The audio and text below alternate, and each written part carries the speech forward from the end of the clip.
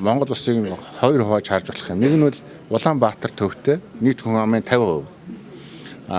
Хөдөөд 21 аймаг түүний цаана байгаа сум сорон газруудтай 50% болчиход шүү дээ. Улаанбаатар хотоо цаашид зөв төлөвлөлтөнд оруулахын зэрэгцээ шинэ хотыг байгуулах болохгүй болчихно. Одоо бидний мэддгээр бол юу гэдгийг шинэ нисэх буюу хөшгийн хөндөд шинэ 100 мод хотыг бариад тэр одоо өөрөөр хэлээд байгаа ногоон байгалийн төсвөрт одоо яасан хүн дээлтэй энэ хотыг анханаас нь ямар ч алдаагүйгээр барих нэгдүгээр асуудал болж байна. За энэ нөгөөх нь бол Улаанбаатар хотоо маш богино хугацаанд энэ алдаа давхлын янзлах хэрэгтэй. За нөгөө талд нь хөдөөд яг энэ алдааг давтаад араас 21 хот явж штэ. Өдөөг 21 аймаг чинь. Тийм учраас хурдхан одоо хөөж та нар одоо өнгөрсөн хугацааны хотод алдсан алдааг алдаж болохгүй. Газраа ингэж хамаагүй өгж болохгүй. Төлөвлөлтгүй байшин барьж болохгүй.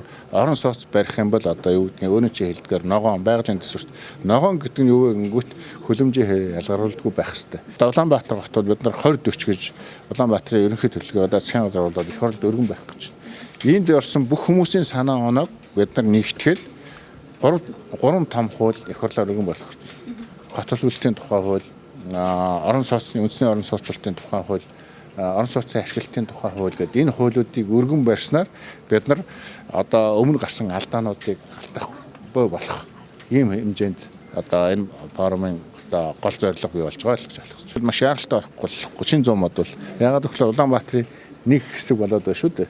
Тийм учраас орон сууцны одоо юуны ипотекийн зээл энтрийг л хотын төвд биш хотын зах руу шинэ 100 мод хот руу хөдөөд байгаа 21 аймаг руу өгөх ёстой. Мөн одоо тэр ипотекийн зээл бол анх орон сууцнд орж байгаа буюу мөн одоо залуу гэрүүл хөгжлийн бэрхшээлтэй ахмад настан гэсэн энэ хүмүүсээ яндан буурах. Тэгэхгүйгээр авсан 2 дахь аваад 3 дахь аваад гэдэг юм уу квадрата томруулаад байдаг юм уу тодорхой хүмүүсийн бизнес байж болохгүй.